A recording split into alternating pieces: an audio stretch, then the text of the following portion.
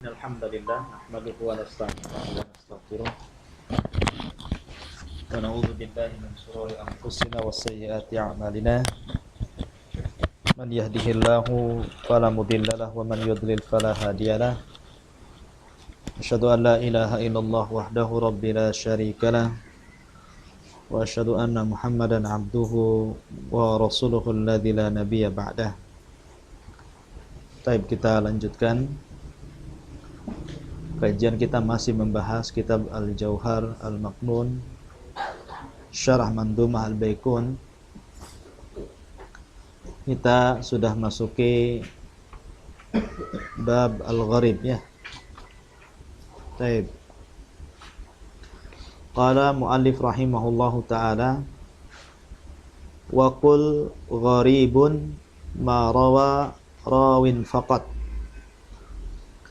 Waqul, dan katakan, gharibun, hadis gharib itu ma rawa, apa-apa yang meriwayatkan rawin, seorang rawi, faqat, saja.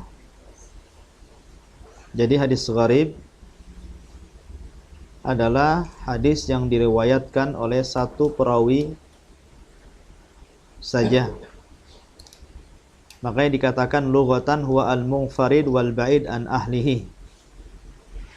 Jadi gharib adalah al-munfarid, menyendiri, wal ba'id, dan jauh, an ahlihi, dari keluarganya. Itu secara bahasa. Istilah kita asing lah, terasing. Adapun secara istilah huwa ma yan yatafarrad bi riwayatihi rawin wahid. Dia adalah hadis yang yatafarrad, menyendirinya seorang rawi, biriwayatihi, dengan riwayatnya, rawin wahid, rawi satu orang saja. Dan di sini adalah bukan berarti semua tabaqah, semua tingkatan, tidak. Umpamanya sahabat yang mendengar dari Nabi Shallallahu Alaihi Wasallam satu orang, kemudian dia memiliki murid yang banyak, gitu kan, ribuan atau mungkin ratusan, gitu. Kemudian muridnya memiliki murid lagi, dan begitu seterusnya. Maka yang dikatakan gharib. Kenapa? Karena salah satu tabaqahnya, salah satu tingkatannya ada yang satu, ya. Seperti hadis innamal a'malu binniyat. Ini disebut hadis gharib karena Umar bin Khattab radhiyallahu an, dia sendirian yang mendengar hal ini dari Nabi Shallallahu Alaihi Wasallam, baru kemudian diriwayatkan ke yang lain dengan murid yang begitu banyak. Jadi beliau saja yang satu orang yang mendengar hadis ini dari Nabi Shallallahu Alaihi Wasallam. Lah, gharib ini bermacam-macam. Ada gharib sanad, ada gharib matan, ada gharib sanad dan matan. Dan hukum gharib ini bisa sahih, bisa dhaif. Akan tapi kebanyakan gharib di sini adalah dhaif, khususnya gharib matan. Dan karya-karya untuk mengetahui hadis-hadis gharib ini bisa dilihat seperti Gharib Malik yang dikarang oleh Imam Daruqutni, kemudian Al-Afrad yang dikarang oleh Daruqutni juga, kemudian As-Sunan allati tafarrada bi kulli sana minha ahlu balada, pemiliknya atau pengarangnya adalah Abu Dawud. Jadi intinya hadis gharib adalah hadis yang diriwayatkan oleh satu orang, ya, di antara tabaqah sanad. Itu intinya. Baik. Dan gharib ini masuk dalam macam-macam hadis ahad, ya. Makanya Baikuni mengatakan waqul gharibun ma rawa rawin faqat. Katakan hadis gharib itu hadis yang diriwayatkan oleh satu perawi saja. Ya, pokoknya sahabat banyak, tapi yang meriwayatkan ke tabi'in cuma satu orang, dan yang mendengarkannya pun satu orang, gitu kan. Nah, maka ini juga gharib, gitu. Ataupun seperti tadi Umar bin Khattab sendirian dia mendengar hadis ini dari Nabi. Walaupun Umar bin Khattab memiliki murid yang banyak ketika menyampaikan hadis ini. Maka disebut gharib. Ya. Karena perawi ma rawa rawin faqat. Jadi satu orang saja yang meriwayatkan hadis itu. Wallahu a'lam. Baik, kita masuk. Sampai di mana? Wajisnya?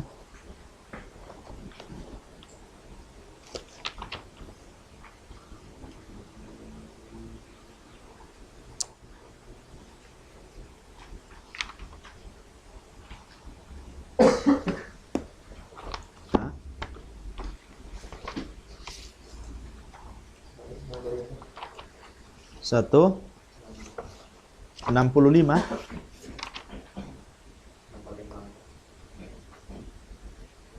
Al-iqtida'ul mukim bil musafir ini. Hah? Betul?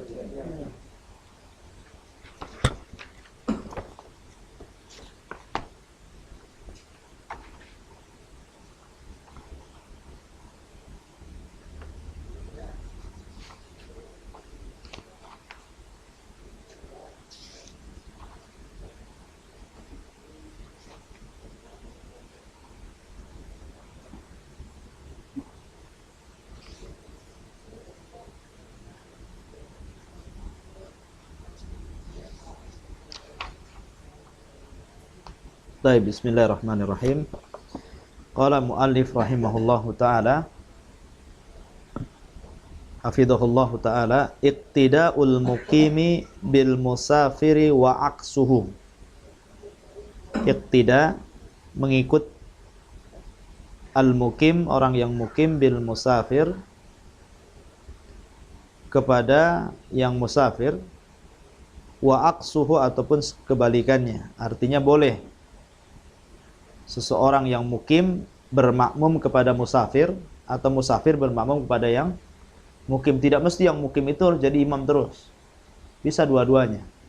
Hadisnya, An Ibni Umar qala, dari Ibni Umar, beliau mengatakan, Shalla Umar, telah salat Umar bi ahli Makkah, dengan penduduk Mekah, az-zuhra, duhur.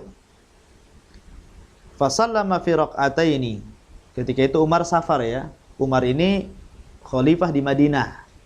Dia tinggalnya di Madinah. Kemudian dia safar ke Mekah, gitu ceritanya kan. Kemudian Umar ini menjadi imam. Ya. Maka dijelaskan oleh Ibnu Umar, shalla Umar, Umar salat jadi imam bi ahli Makkah, untuk penduduk Mekah, ad-dhuhra, duhur. Fa sallama, beliau salam fi raq'ataini, pada 2 rakaat. Kenapa? Karena dia musafir, qasar kan gitu. Tsumma qala, setelah dia selesai salat, salam, atimmu salatakum ya ahla Makkah fa inna qaumun safarun. Maka Umar mengatakan, sempurnakan wahai penduduk Mekah salat-salat kalian, karena sesungguhnya saya qaumun safarun. Saya adalah kaum yang safar atau musafir. Di sini menunjukkan bahwa apabila imamnya seorang musafir, maka imam itu harus tahu diri. Artinya dia harus memberitahu makmumnya, maaf Pak, saya ini safar. Ya, rukhsah yang Allah berikan kepada saya qasar. Jadi nanti setelah saya salam, tolong sempurnakan sholat kalian. Nah, gitu. Kalau enggak jadi fitnah nantinya. Kalau enggak dikasih tahu, makanya Umar ngasih tahu di sini, atimmu sholatakum ya ahla Makkah. Ini memberitahu namanya, diberitahu. Sempurnakan oleh kalian. Kemudian idzaqtadal musafir bil mukim atam. Apabila seorang musafir mengikuti imam mukim, atam, hendaklah dia menyempurnakannya. Berbeda kan? Kalau musafir yang jadi imam, maka makmumnya nambah, kan gitu. Tapi kalau yang musafir yang menjadi makmum, imamnya mukim, berarti musafir harus ikut imam. Walaupun dia qasar tidak boleh, dia harus ikut imam sampai selesai. Dalilnya an Musa bin Salamah al-Khudhali qala, dari Musa bin Salamah al-Khudhali, dia mengatakan, Sa'altu Ibnu Abbas, aku bertanya kepada Ibnu Abbas, kaifa usalli, bagaimana aku salat, idza kuntu bi Makkah, apabila aku berada di Mekah, idza lam usallim al-imam, apabila aku tidak salat bersama imam. Faqala, maka Ibnu Abbas mengatakan, raq'ataini rak'ataini sunnatu Abi Qasim. Dua rakaat adalah sunnahnya Abi Qasim. Artinya kalau dia tidak menjadi makmum salat sendirian, maka cukup 2 rakaat kan gitu. Jadi kata Musa bin Salamah ini, bagaimana Ibnu Abbas, saya kalau sholat di Mekah dan saya tidak bersama imam, sementara saya musafir kan gitu. Maka Ibnu Abbas mengatakan 2 rakaat itu sunnahnya Abil Qasim, bapaknya Qasim, maksudnya Rasul Shallallahu Alaihi Wasallam. Karena anak laki-laki Rasul itu ada 3, Abdullah, Ibrahim, dan Qasim. Ya, kalau anak perempuannya 4, Zainab, Ruqayyah, Ummu Kulthum, dan Fatimah. Baik, an Abi, ini kalau sendirian, tapi kalau bersama imam disebutkan wa an Abi Mijlazin qala, dari Abi Mijlaz beliau mengatakan qultu li Ibni Umar, aku bertanya kepada Ibnu Umar, al musafiru, seorang musafir, yudriqu rak'ataini, mendapati 2 rakaat min salatil qaum, dari salatnya sebuah kaum, yakni al-muqimin, maksudnya kaum di sini orang-orang mukim. Atujzihi rak'atani, apakah dia cukup melakukan 2 rakaat, au yusalli bi salatim, atau salat ikut mereka. Artinya salat ikut mereka ya sesuai dengan salat mereka. Kalau 4 rakaat ya 4 rakaat, kalau 3 rakaat 3 rakaat, kalau 2 rakaat 2 rakaat. Fadhahika, maka Ibnu Umar tersenyum. Wa qala, mengatakan yusalli bi salatim, engkau salat bersama mereka. Artinya apa? Kalau mereka sholat duhur 4 rakaat, ya ikut 4 rakaat walaupun kamu musafir gitu kan.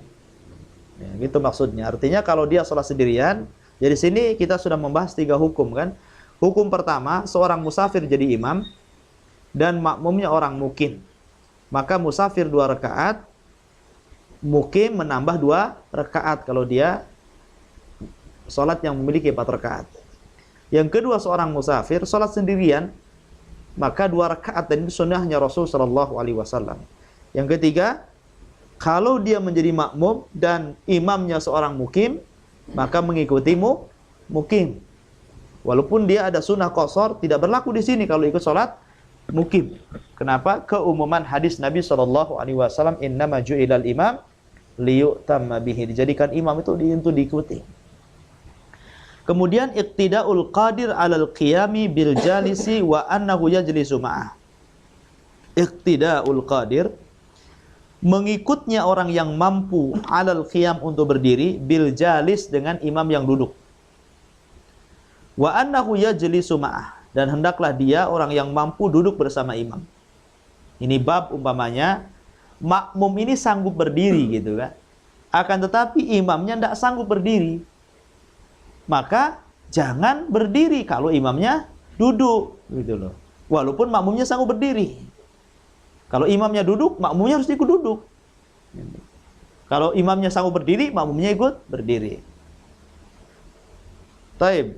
Hadisnya adalah an Aisyah ta'annaha qalat, dari Aisyah dia mengatakan, shalla Rasulullah sallallahu alaihi wasallam, Rasul salat fi baiti, di rumahnya, wa huwa syakin, dan dia ragu-ragu. Fa shalla jalisan, dia salat dalam posisi duduk. Wa shalla wara'ahu qaumun qiyaman, sementara di belakangnya makmumnya salat dalam kondisi berdiri. Rasul duduk, makmumnya berdiri gitu kan. Fa asyara ilaihim, maka Rasul mengisyaratkan mereka anijlisu, agar mereka duduk. Falamman sarafa, ketika Nabi selesai salat, beliau mengatakan, innama ju'ilal imamu liyu'tamma bihi, dijadikan imam untuk diikuti dengannya. Fa idza raka'a farka'u, apabila imam ruku, rukulah kalian. Wa idza rafa'a farfa'u, apabila imam berdiri, berdirilah kalian. Wa idza shalla jalisan, kalau imam salat dalam kondisi duduk, fa shallu julusan, maka kalian juga duduk salatnya. Ya.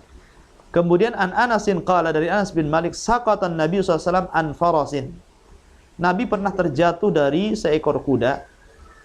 Fa juhisha, ya, maka beliau lecet, ya, istilahnya apa, terkelupas kulitnya, ya, biasalah kalau orang jatuh kan lecet gitu kan. Maka Nabi SAW seorang manusia biasa sama dengan kita, kalau jatuh ya lecet juga gitu kan. Nabi tidak kebal, ya, tidak sebagaimana wali-wali syaitan. Yang kebal bacok, kebal bakar, bisa jalan di air, bisa terbang gitu. Nabi tidak bisa. Ya, Nabi sama dengan kita, jatuh sakit ya sakit gitu. Lecet lecet. Lapar lapar. Kemudian di sini fajuhisha syakuhul aiman. Maka luka betis kanannya. Fadakhalna alaihi, maka kami masuk kepadanya, na'udhuhu. Ya, kami menziarahinya, kami menjenguknya. Fahadaratis salatu, maka datanglah waktu salat. Fasalla bina, maka Rasul salat bersama kami, kata Anas, qaidan, dalam posisi duduk. Fasallaina, maka kami pun salat wara'ahu, di belakangnya qu'udan, duduk semua. Falamma qada salata qala, ketika selesai salat Rasul mengatakan, innama ju'ilal imam liyu'tamma bihi, dijadikan imam untuk diikuti. Fa idza kabbara fakabbiru, apabila imam takbir, takbirlah kalian. Wa idza sajada fasjudu, apabila sujud, sujudlah kalian. Wa idza rafa'a farfa'u, apabila berdiri, berdirilah kalian. Wa idza qala sami Allahu liman hamida, apabila imam mengatakan sami Allahu liman hamida, faqulu, katakanlah kalian, Rabbana walakal ham, Rabbana walakal ham. Wa idza shalla qa'idan, tapi kalau imam salat dalam posisi duduk, fasallu qu'udan ajma'un, salatlah kalian dalam posisi duduk secara keseluruhan. Ya, jadi ini juga dalil yang kuat bahwa apabila imam posisi duduk, maka duduklah kalian. Akan tapi memang terjadi khilaf di antara ulama tentang apabila posisi imam itu dia sudah berbeda antara duduk dari awal salat dengan duduk di tengah salat. Ini harus ada perbedaan ya. Kalau duduk ketika sebelum sholat, ini ittifaq, sepakat ya. Jadi imam itu dari awal sholat sudah duduk gitu. Maka sepakat para ulama, makmum ikut imam. Duduk semua. Sekarang masalahnya, kalau seandainya imam ini awalnya berdiri gitu kan, di tengah jalan tidak kuat, akhirnya duduk. Apakah makmum juga ikut imam duduk? Apakah tetap berdiri? Karena dari awal dia tidak duduk, berdiri. Ya. Pertama kita bahas tentang kaifiyatus salatul qadir alal qiyam khalfal imamil qa'id. Bagaimana salatnya orang yang mampu untuk berdiri di belakang salatnya orang yang duduk. Dhahaba ahlul ilmi ila adami jawaz i'timamil ma'mum khalfal imam al-qa'id. Bahwa sebagian ahli ilmu mengatakan tidak boleh seorang makmum berdiri di belakang imam yang duduk. Ya, dan ini perkataan Muhammad bin Hasan, Imam Malik dalam zahir madhabnya, dan Imam Nawawi rahimahullahu ta'ala. Ya. Kemudian yang lain mengatakan, dhahaba ammatu ahlil ilmi ila jawaz i'timamil ma'mum wa salatihi wara'al imam jalis. Pendapat sebagian ulama membolehkan, ya, apabila imam itu dari awal dia berdiri, kemudian di tengah-tengah duduk gitu kan, tengah-tengah duduk, ataupun ketika dia duduk, dari awal duduk, kemudian makmum juga berdiri. Sebagian para ulama mengatakan seperti itu.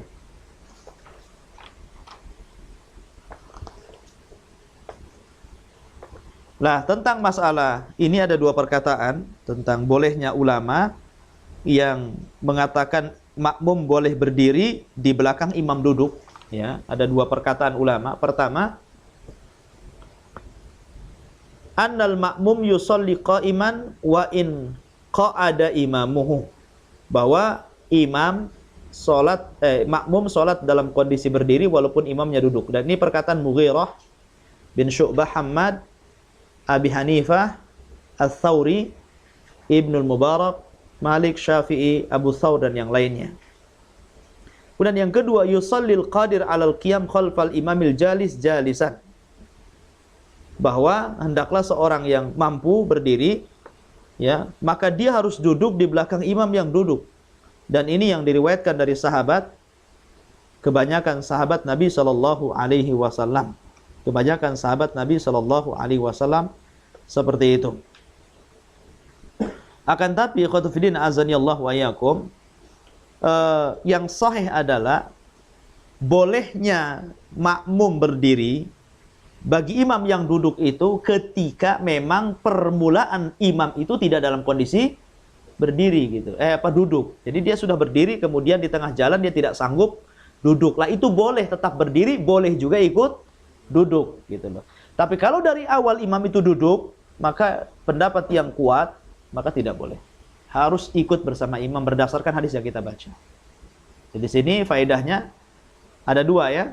Kalau dari awal duduk, maka seluruh makmum duduk. Tapi kalau dari awal berdiri, tapi di tengah jalan duduk, maka hukumnya boleh tetap berdiri makmum, boleh juga duduk bersama imam. Itu khulasahnya seperti itu. Itu singkatnya sajalah seperti itu. Baik. Kemudian al-ma'mumul wahid yaqumu an yaminil imami bihadaihi sawa. Ya. Jadi makmum satu orang berada di samping kanan imam sejajar dengan pundaknya. Jangan terlalu mundur walaupun sedikit tapi sejajar begini. Ya. Dalilnya adalah an Ibni Abbas qala bittu fi baiti khalati Maimunata. Kata Ibnu Abbas, aku tidur malam di rumah bibiku Maimunah. Fa shalla Rasul sallallahu alaihi wasallam al-isya. Maka Rasul salat isya di rumah itu. Tsumma jaa fa shalla 4 rakaat. Kemudian beliau datang dan salat 4 rakaat. Tsumma nama, kemudian tertidur. Tsumma qama, kemudian beliau bangun. Faji'tu faqumtu an yasarihi. Ketika Nabi salat, aku coba berdiri di samping kirinya. Faja'alani an yamini, maka kemudian Rasul memutarnya menjadikan di samping kanannya. Dan ini ada faedah bahwa sunnahnya seorang makmum itu di sini. Kalau antum berdua salat, imamnya di kiri, makmumnya di kanan. Ya, ini satu. Yang kedua, harus sejajar, tidak boleh agak mundur, apalagi lebih depan daripada imam. Jadi sejajar. Ini berdasarkan riwayat Ibnu Abbas radhiyallahu an.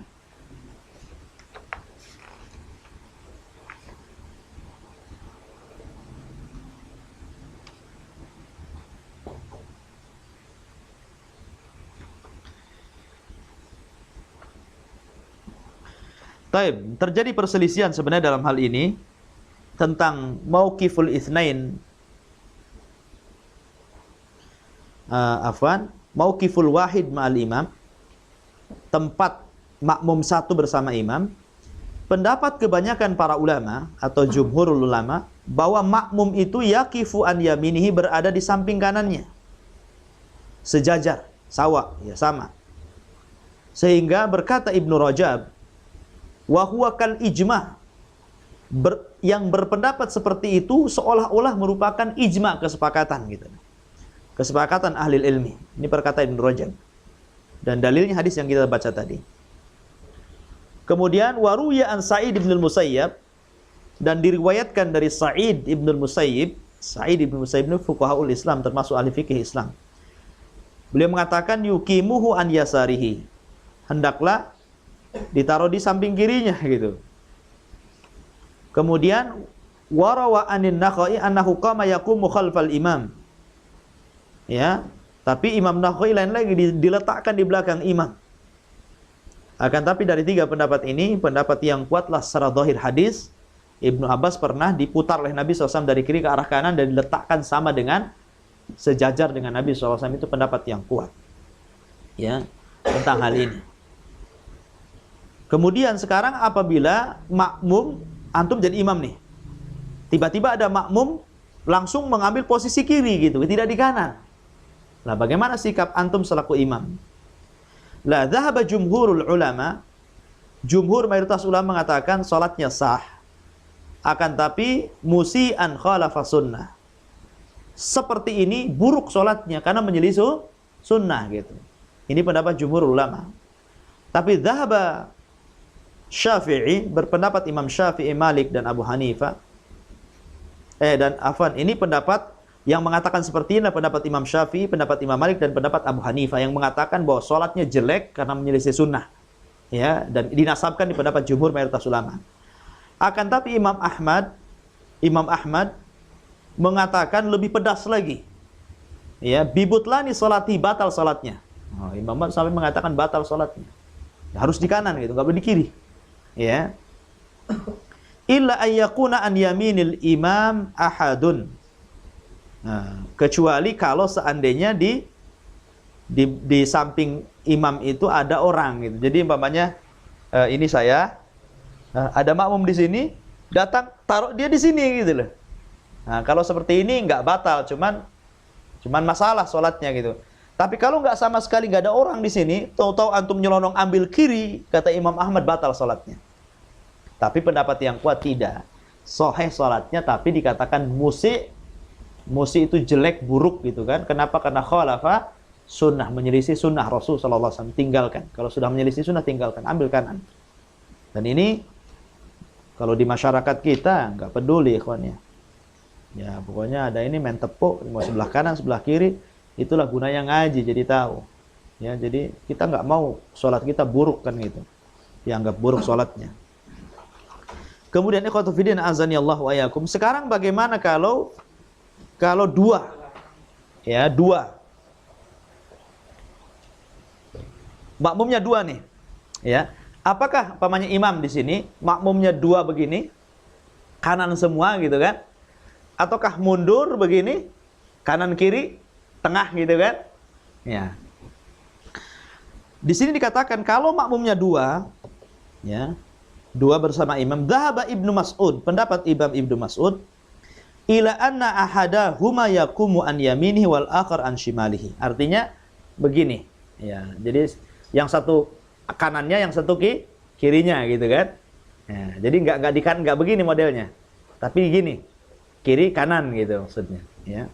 Ini pendapat Ibnu Mas'ud radhiyallahu an. Dan Ibnu Mas'ud pernah melakukan seperti ini ketika beliau sholat bersama Aswad dan Alqamah. Al-Aswad dan Alqamah. Berkata Imam Nawawi rahimahullahu ta'ala, hadza madhab Ibni Mas'ud wa sahibaihi. Bahkan Imam Nawawi mengatakan, inilah madhab Ibnu Mas'ud dan kedua sahibnya, Al-Aswad dan Alqamah. Wa khalafahum jami'ul ulama minas sahabati. Akan tetapi pendapat mereka Ibnu Mas'ud dan kedua sahibnya ini diselisihi oleh banyak para ulama dari kalangan sahabat dengan mengatakan idza kana ma'al imam rajulani waqafa wara'ahu saffan. Waqafa wara'ahu saffan, ya. Apabila bersama imam dua orang, maka berdiri keduanya di belakang imam dengan satu shaf an yamihi di belakang, di samping kanannya maksudnya. Jadi modelnya begini ya. Nah, di belakang imam, kemudian samping kanan. Ya kan gini kan. Nah, cuman kalau tadi begini ya, yang saya pahami seperti itu. Kalau tadi gini. Kalau ini begini gitu ya.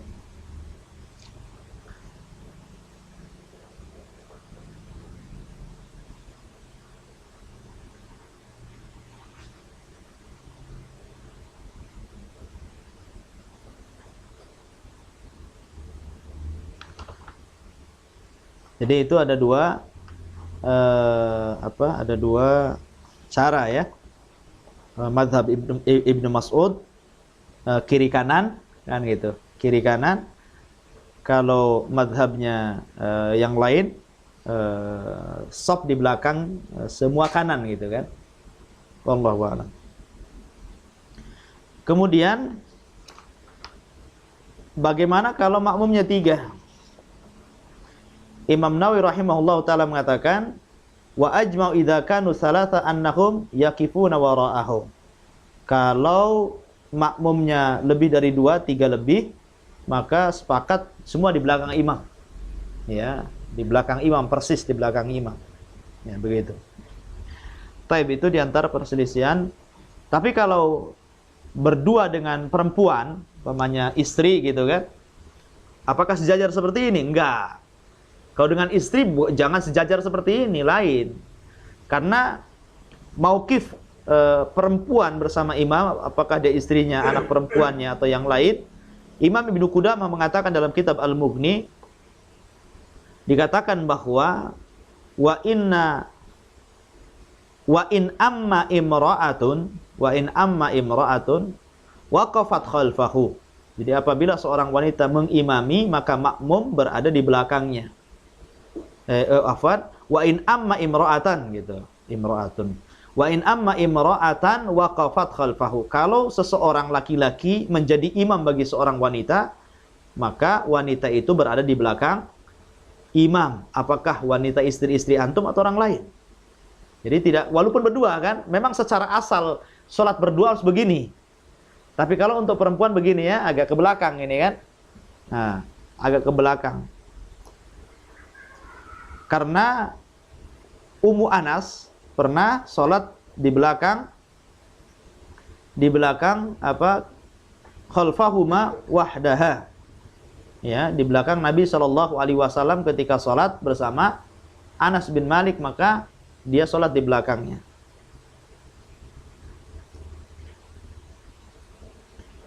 Pokoknya sebaik-baik saf wanita itu di belakang.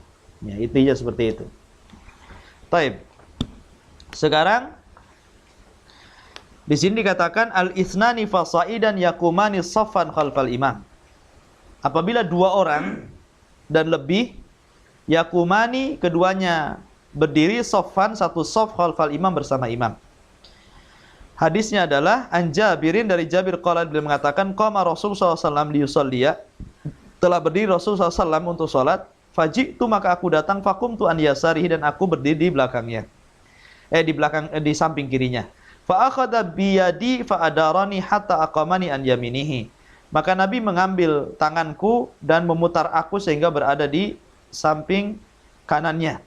Summa jaa, kemudian datanglah Jabbar bin Sakhrin, Jabbar bin Sakhr, faqama an yasari Rasulillah, tiba-tiba dia berdiri di samping kiri Nabi.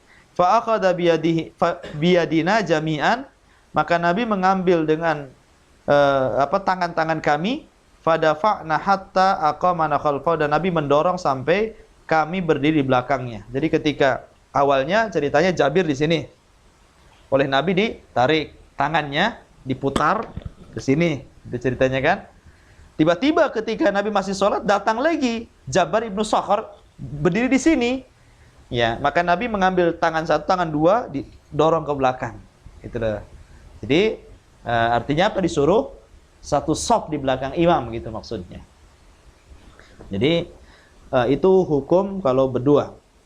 Fa idza kana al-ma'mum imra'atan fa innaha taqumu khalfal imam. Tadi saya katakan apabila makmumnya wanita maka tetap dia di belakang imam.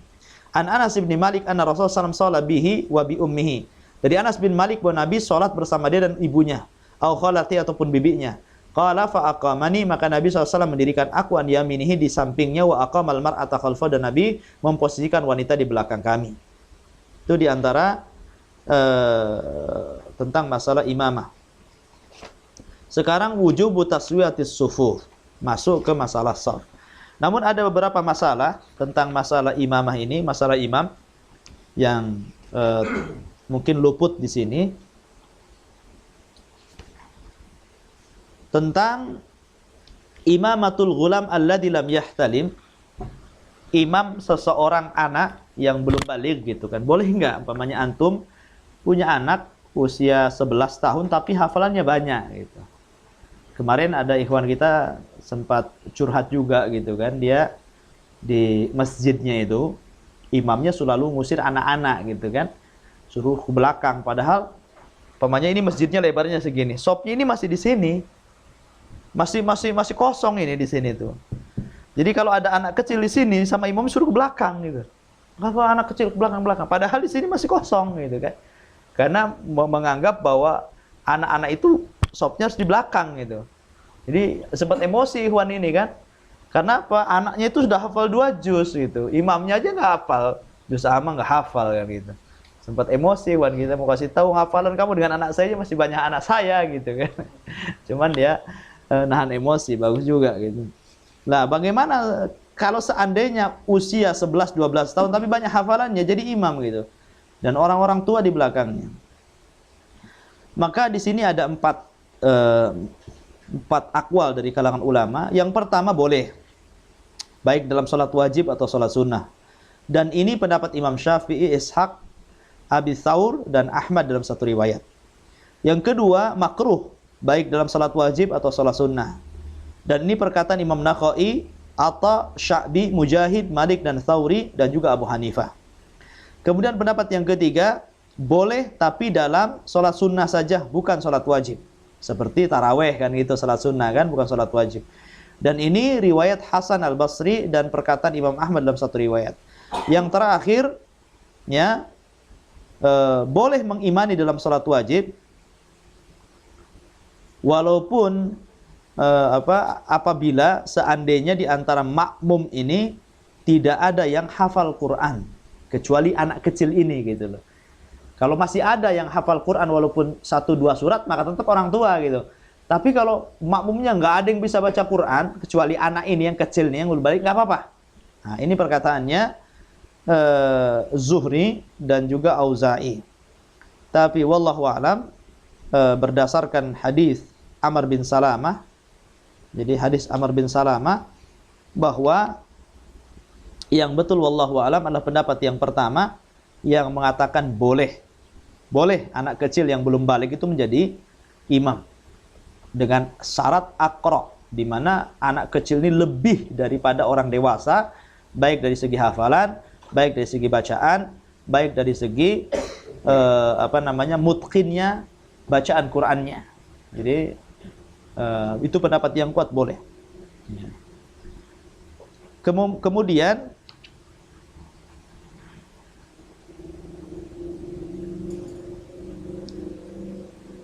imamatul abdi, ya, kalau seorang budak menjadi imam bagi orang yang merdeka, sebagian ulama mengatakan makruh hukumnya seorang budak mengimami tuannya atau yang merdeka.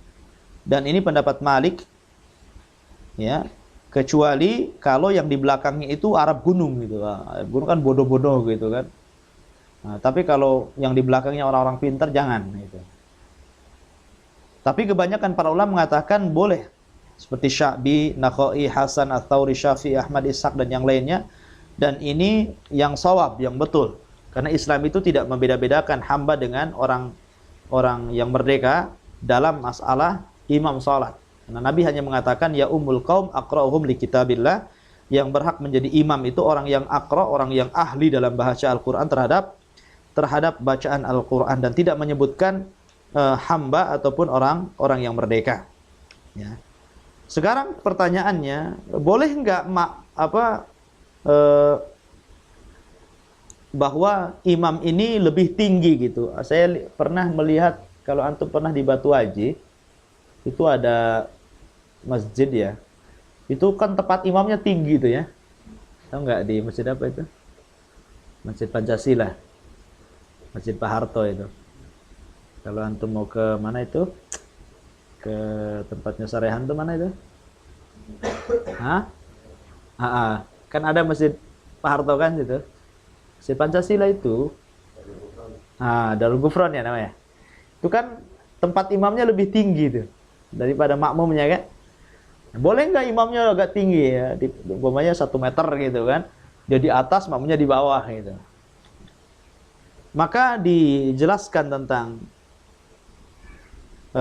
masalah ini, sebagian ulama itu memakruhkan bahwa posisi imam itu lebih tinggi daripada makmum, dan ini madhabnya Imam Ahmad dan kebanyakan dari para pengikutnya.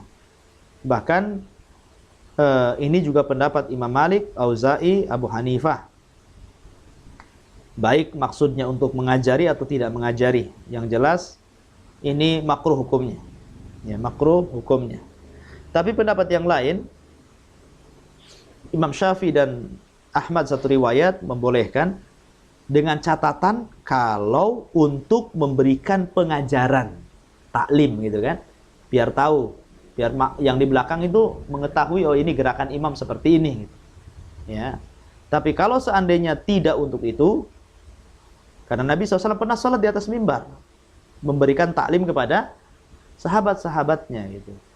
Oleh karena itulah, maka kalau tidak untuk taklim, makruh hukumnya. Makruh, posisi imam itu lebih tinggi daripada makmum, kecuali untuk mengajar makmumnya. Ini pun pendapat Syafi'i. Kalau pendapat yang lain makruh, baik mengajar atau tidak mengajar. Ya. Sekarang kalau terbalik, ya, imamnya di bawah, makmumnya di atas, kan ada yang biasanya masih bisa tingkatkan, makmumnya di atas tuh, imamnya di bawah kan gitu. Dibalik ini, bagaimana kalau dibalik? Ya. Maka sebagian ataupun jam'un min ahli ilmi, sekelompok ahli ilmi mengatakan boleh. Dan ini perkataan Ahmad dan yang masyhur dari madhabnya, dan juga ini termasuk perkataan Imam Syafi'i, Abu Hanifah, dan di antara sahabat Abu Hurairah radhiyallahu an. Bahkan Abu Hurairah radhiyallahu an pernah jadi pernah jadi makmum, dan beliau berada di atap masjid ketika itu. Ya mungkin kalau sekarang tingkat lah ya. Tingkat 2, makmumnya di bawah, imamnya di bawah gitu. Akan tapi Imam Malik mengatakan tidak sah salatnya. Tidak sah salatnya karena dia melebihi imam gitu. Sementara imam itu di atas, bukan di bawah, minimal sejajar. Tapi pendapat yang kuat wallahu alam bahwa pendapat yang pertama artinya boleh itu lebih kuat, karena tidak, kata sebagian para ulama, la na'lam dalilan ala man imin dzalik, karena tidak ada dalil yang sepengetahuan para ulama yang berpendapat pada pendapat pertama yang mencegah akan hal itu, tidak ada larangannya. Ya, itu diantara faedah yang disebutkan para ulama tentang masalah imam. Wallahu a'lam. Taib ini dulu. Qutafidin azani Allah wa yakum sampai wujub taswiyat sufuf. Insyaallah kita lanjutkan di lain waktu. Silahkan kalau ada yang mau bertanya. Iya. Assalamualaikum Ustaz.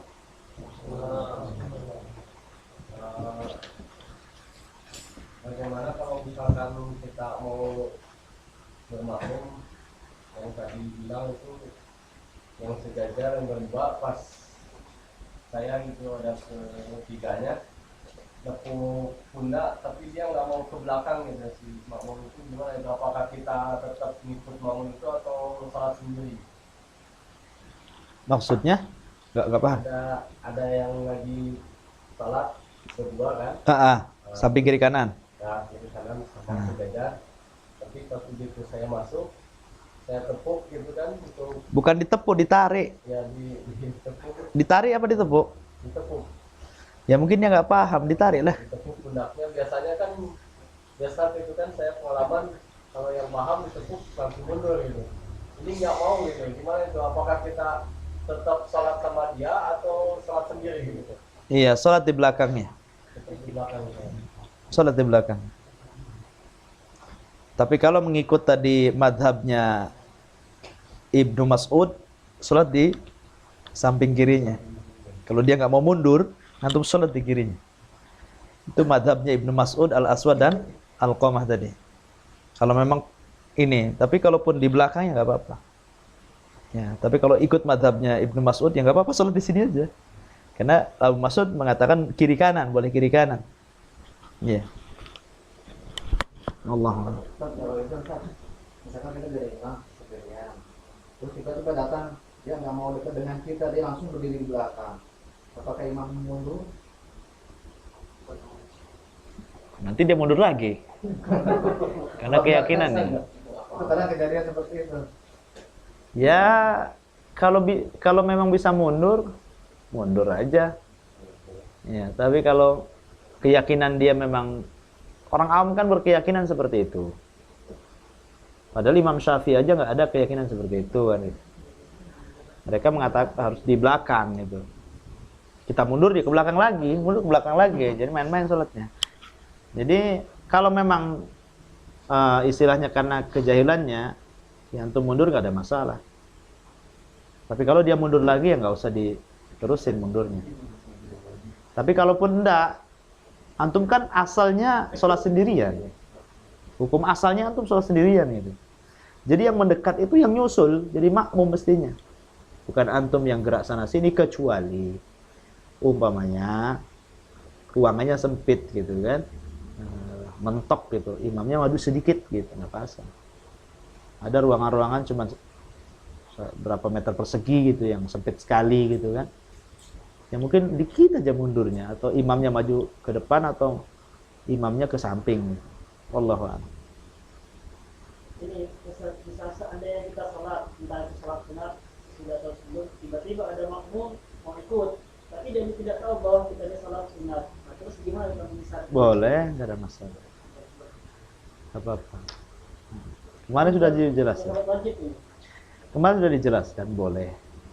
Antum menjadi seorang yang sholat wajib mengikuti imam yang sholat sunnah atau sebaliknya boleh.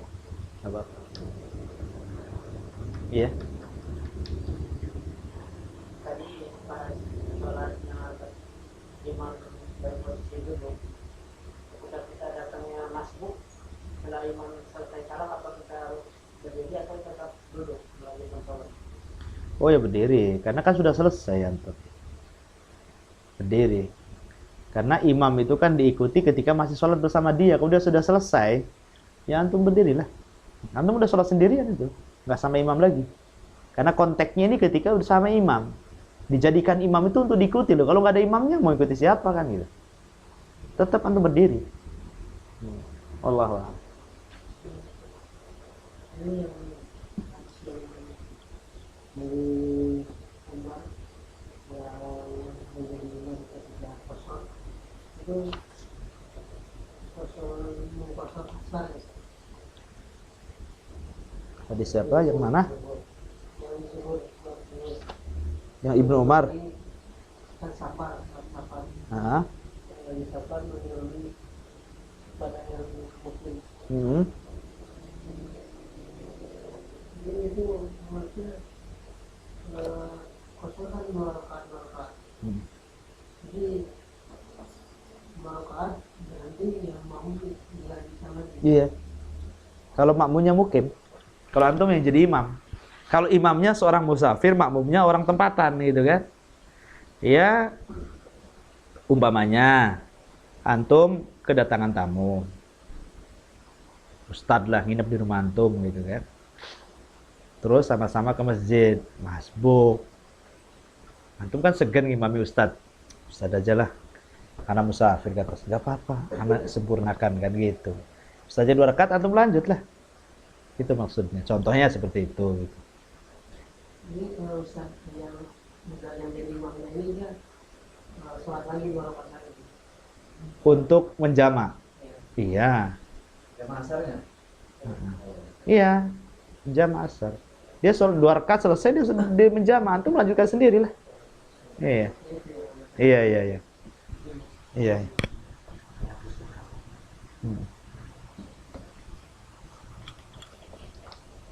Sudah. Tetap batas musafir itu ada ketentuan tersendiri nggak? Nanti sampai. Sini ada ini. Ada babnya. Ini lengkap ini. Aja. Sabar. Aduh, kita baca dulu. Ini sudah berapa tahun ini deh? Segini. Sabar. Ini. Tengok. Kita ini salah ngambil buku ini. Memang kalau ingin cepat itu pakai kitabnya Syaukani Duror. Kita kajian subuh di mana di Jabal Rahmah udah selesai kan? Masuk sudah zakat selesai, sekarang masuk kitab puasa. Baru belum sebulan. Ini sholat tuh bertahun-tahun. Satu lagi Ustaz, Iya. tentang masalah imamin Ustaz, keutamaannya imam kan dapat pahala dari makmumnya. Terus kalau imamnya salah dapat sebalikannya itu gimana itu Ustaz? Ada yang seperti itu? Kalau imamnya salah, pahalanya untuk makmum tidak untuk imam. Umpamanya imamnya kentut, nggak mau keluar gitu kan.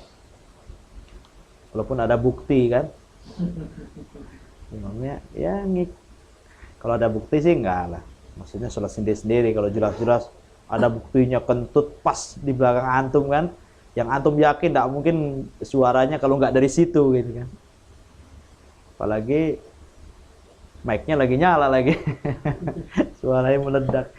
Kalau ada bukti antum kalau dia masih terus antum sholat sendiri. Terus ada sendiri ya.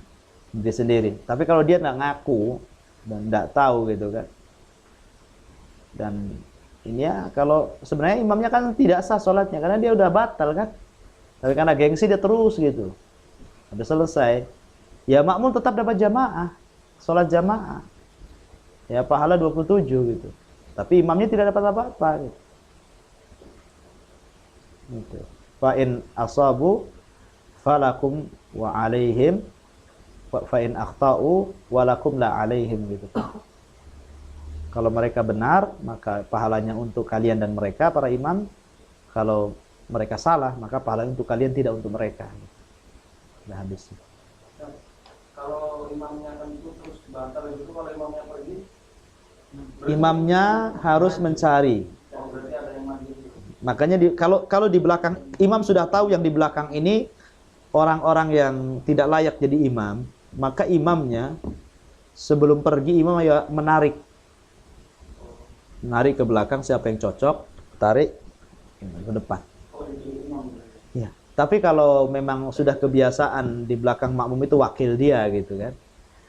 Wakil dia memang kalau dia batal dia yang maju gitu. Sudah tahu di belakangnya, ya enggak perlu langsung keluar, nanti kan maju sendiri. Tapi kalau umpamanya di belakangnya anak-anak gitu kan, bapak-bapaknya di samping-samping gitu. Ya, maka ditarik. Diantar ke tempatnya terus imamnya keluar gitu. Iya, Allah.